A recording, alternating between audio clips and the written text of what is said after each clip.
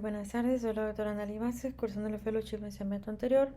En esta ocasión pues, voy a comenzar a hablarles sobre cirugía de cataratas en pacientes que cursan con uveitis como parte del módulo de cirugía de cataratas en casos complicados. Esta charla pues la dividí en dos partes ya que es un poquito extensa. Entonces pues para empezar pues las cataratas son la principal causa de pérdida de visión en los pacientes con uveitis. La incidencia de estas cataratas reportadas depende principalmente del tipo de uveitis. La incidencia varía entre el 50% en pacientes con artritis reumatoide juvenil, por ejemplo, y otras formas de uveitis posterior, y el 75% de los casos con uveitis anterior crónica. Comúnmente pues aparecen todas las formas de uveitis anterior e intermedia debido a lo que es la inflamación crónica y al uso crónico de medicamentos corticosteroides. En términos generales, la uveitis posterior per se pues, no tiene efectos cataratogénicos específicos en comparación con otras formas de inflamación. Sin embargo, pues la catarata puede ser inducida por la terapia con esteroides sistémicos.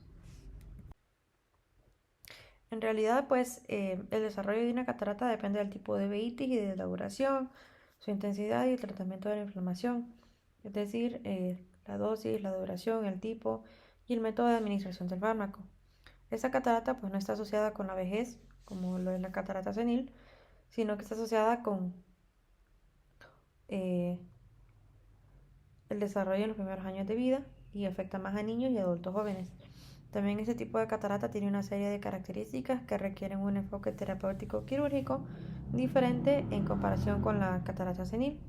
Los regímenes preoperatorios con fármacos antiinflamatorios, pues aquí son esenciales y deben planificarse cuidadosamente para cada paciente individual, siendo diferentes del régimen quirúrgico de rutina.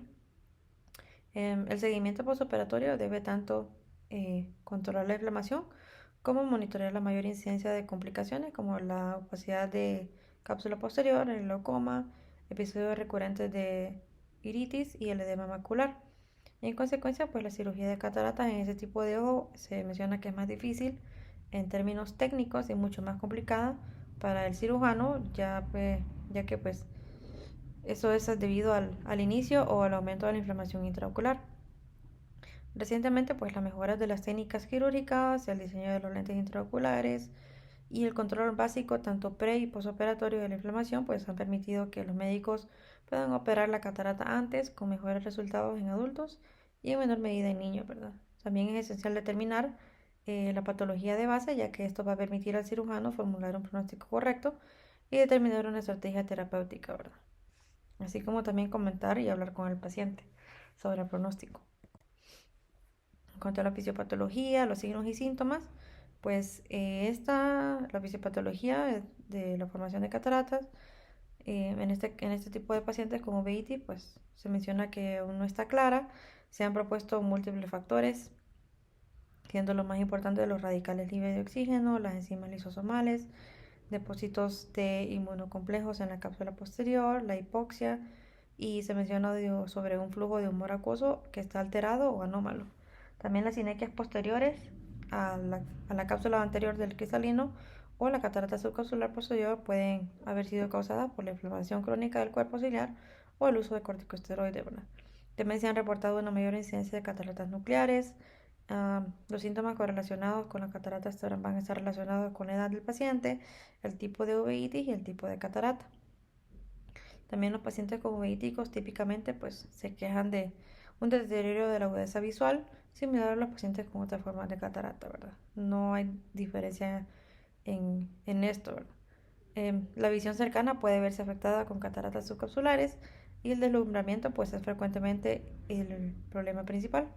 Si el médico realiza un diagnóstico incorrecto de catarata en pacientes jóvenes afectados por uveitis activa o una artritis reumatoide juvenil, puede ocurrir una ambliopía severa. Y con tratamiento, o sea, una cirugía ambliopizante, es posible mantener la agudeza visual de la mayoría de los niños mejor de 20-40. Al momento de la cirugía, pues existen dos principales indicaciones para la cirugía de cataratas en pacientes con uveitis. La primera es una catarata que causa un deterioro significativo de la visión con un pronóstico razonablemente bueno para mejorar la visión después de la operación de catarata. Y la segunda indicación es una catarata que impide el examen del fondo de ojo. Entonces, primero la decisión de operar debe tomarse caso por caso.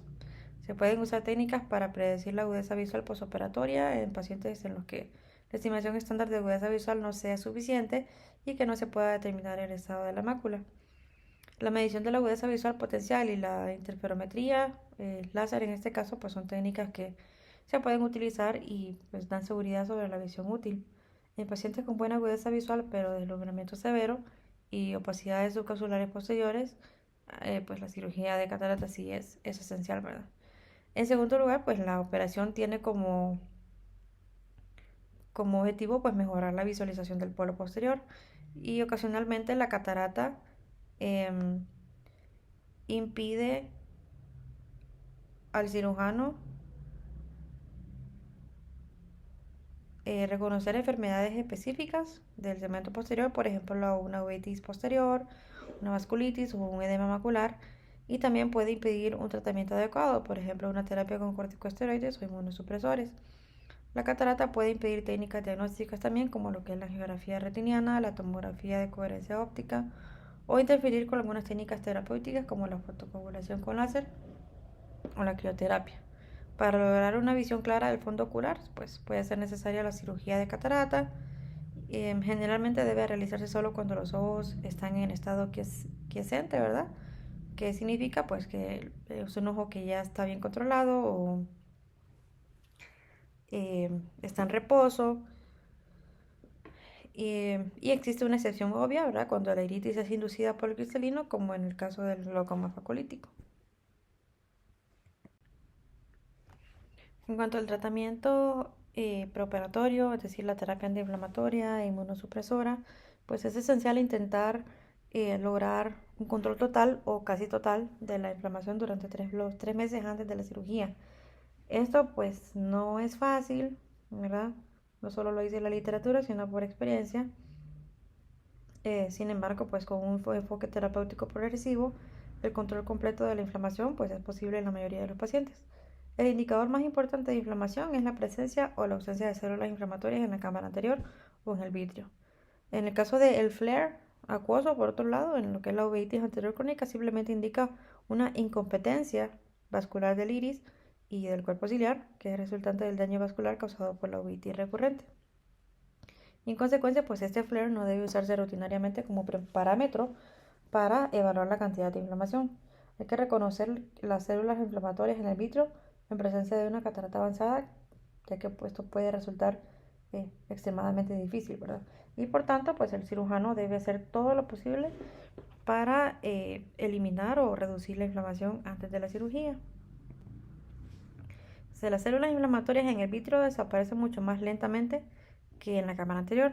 Entonces, por lo tanto, su presencia no indica necesariamente una enfermedad activa. Cuando no se puede evaluar la inflamación, pues el ojo puede tratarse profilácticamente durante unos días como si estuviera afectado por una inflamación activa, ¿verdad? Cuando la uveitis forma parte de una enfermedad sistémica, puede ser necesario el tratamiento con medicamentos antiinflamatorios orales y el control médico puede requerir un enfoque multidisciplinario, ¿verdad? Porque ya estamos hablando de una enfermedad sistémica.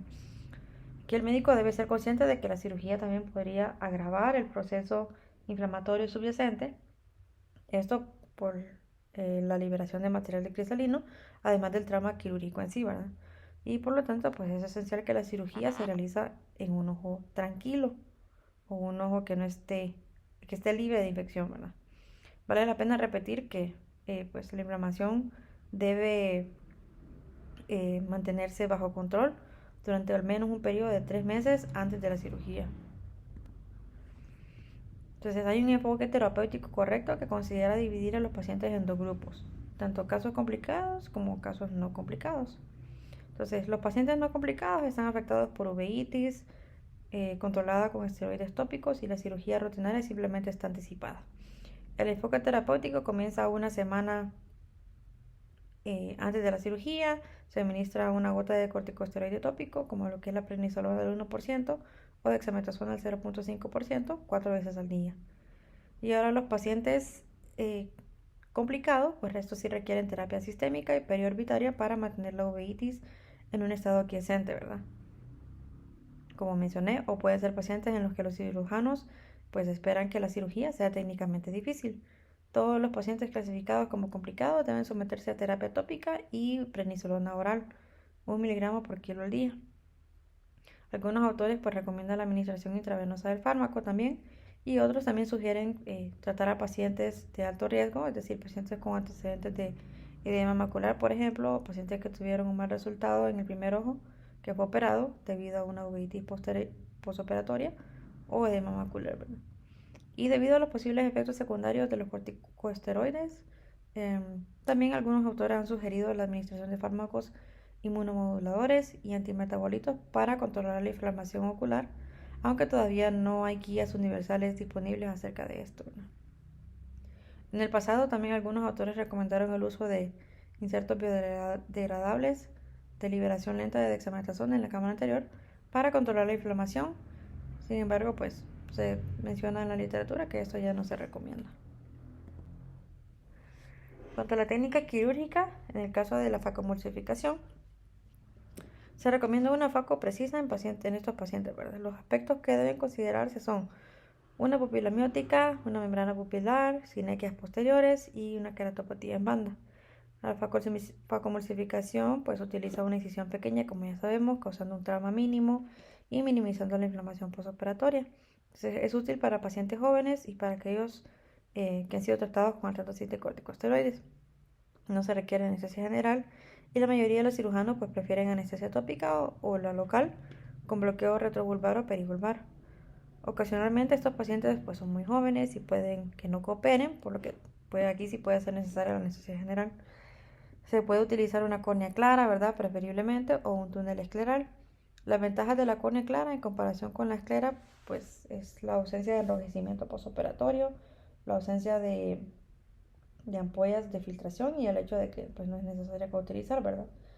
Cuando se implanta una lente rígida de PMMA o polimetilmetacrilato, se prefiere un abordaje limbar con un túnel escleral corto, ¿no? Y aquí el cirujano pues debe tener precaución, ya que pues el endotelio corneal y el tejido del iris están a menudo pues comprometidos. Las sustancias viscoelásticas se utilizan rutinariamente para romper adherencias o incrementar la miriasis. Se prefiere una combinación de ácido hialurónico y sulfato de corintroitina, o se pueden usar sustancias viscoelásticas de alta viscosidad. Muchos pacientes con uveitis presentan esclerosis del músculo dilatador de la pupila o sinequias posteriores extensas. Estas sinequias posteriores que pues, causan miosis pueden romperse mediante viscodisección con la ayuda de sustancias viscoelásticas, o la cinequiólisis, que puede realizarse con una espátula para iris o pues cortarse con tijeras. Una vez que esas estén rotas, pues puede realizarse maniobras de estiramiento pupilar con 2 manos, ¿verdad? Si se requiere una mayor miriasis, pues el médico puede utilizar 4 retractores de iris de tipo de Juan, aplicados en cada cuadrante a través de 4 pequeñas paracentesis, ¿verdad? Puede ser necesario realizar múltiples esfinterotomías. Cuando todo el borde pupilar está involucrado, ocasionalmente puede disecarse o retirarse una membrana fibrótica a 360 grados para obtener un borde pupilar completamente libre. Se produce una marcada dilatación pupilar después de esta maniobra de membranectomía peripupilar. Aquí la cápsula rexis circular continua debe ser lo más grande posible, de 5.5 milímetros, dado que existe una tendencia a que se formen adherencias iridocapsulares en el postoperatorio. La rexis también puede ampliarse en etapas posteriores durante la cirugía. Se debe utilizar el tiempo mínimo de FACO y la mayoría de las cataratas se eliminan mediante hidrodelaminación e hidroexpresión hacia lo que es la cámara anterior, o el núcleo puede eliminarse con la técnica de CHOP. La corteza subcapsular puede eliminarse con una técnica de irrigación-aspiración de 1 o 2 manos. Ahora la técnica bimanual o a 2 manos pues es más segura y mejor para limpiar lo que es la cápsula posterior y aspirar las células epiteliales residuales de la cápsula anterior. La atrofia de iris, lo que es la esclerosis del esfínter pupilar, las membranas ciclíticas, sinequias posteriores, la esclerosis de la cápsula anterior, queratopatía en banda, una neovascularización del ángulo y una hemorragia del iris, como suele suceder en casos de ciclitis heterocrómica de Fuchs. Pues estos son factores que pueden aumentar la dificultad de la cirugía. Algunos autores sugieren una pequeña iridectomía en casos de uveitis, dado que se ha reportado bloqueo pupilar en el postoperatorio. Y finalmente, en casos de uveitis no infecciosa, pues el cirujano debe considerar la inyección de esteroides intravitreos, también subtenonianos o perioculares al final de la cirugía. La literatura reciente sugiere que, aunque sea fuera de la indicación oficial, se puede inyectar 4 miligramos de triamcinolona intravítrea para controlar la inflamación y el edema macular postoperatorio. Bueno, el uso de este fármaco se menciona que es seguro, extremadamente útil, permitiendo pues evitar el uso de corticosteroides sistémicos. Y también la administración subtenoniana de 40 miligramos de triamcinolona también ha demostrado ser útil, lo cual es equivalente al uso de gotas oculares de prednisolona al 1% en el postoperatorio o a la administración periocular de este, ¿verdad? Cuando se ha puesto inferior o adyacente al piso de la órbita. Ahora, un tema que aún se debate es si la cápsula posterior debe dejarse intacta durante la cirugía de catarata en uveíticos. La capsuloresis posterior puede evitar una posibilidad de cápsula posterior frecuentes y proporcionar acceso al vitrio anterior para eliminar los elementos inflamatorios que contiene. Ahora, por otro lado, pues dejar la cápsula posterior intacta tiene la ventaja de reducir la difusión anterior de la inflamación. Pues la literatura menciona que en ojos con formación extensa de membranas, el médico debe considerar una vitrectomía anterior automatizada tras una capsuloresis posterior central. Si se observa fibrosis extensa y formación de exudado en el vitrio, puede estar indicada una vitrectomía vía pars plana. Y una operación intracapsular pues debe reservarse para situaciones en las que pues ocurrió una complicación importante inducida por la FACO en el otro ojo del paciente. Si el paciente también ha desarrollado edema macular crónico, pues la cirugía debe incluir también un abordaje anterior como posterior. Y la mayoría de los cirujanos optan por una técnica convencional de vitrectomía vía pars plana. Cuanto a los lentes intraoculares, pues hasta hace algunos años la mayoría de los cirujanos consideraban la uveitis crónica como una contraindicación relativa para la implantación de una lente. La implantación en el surco o en la cámara anterior siempre estaba contraindicada e incluso colocar una lente en el saco capsular era controversial, ¿verdad? Actualmente, pues, varios estudios han sugerido que en casos seleccionados y en conjunto con una terapia antiinflamatoria adecuada, pues la implantación de una lente intraocular de cámara posterior en el saco capsular no se asocia con riesgos adicionales. Ahora, en pacientes con uveitis severa, pues la implantación in the bag es importante, no solo para prevenir la irritación de la uvea, que puede conducir a una ruptura prolongada de la barrera hematoacuosa y una respuesta inflamatoria más severa, sino también para asegurar que la lente está bien centrada y está estable.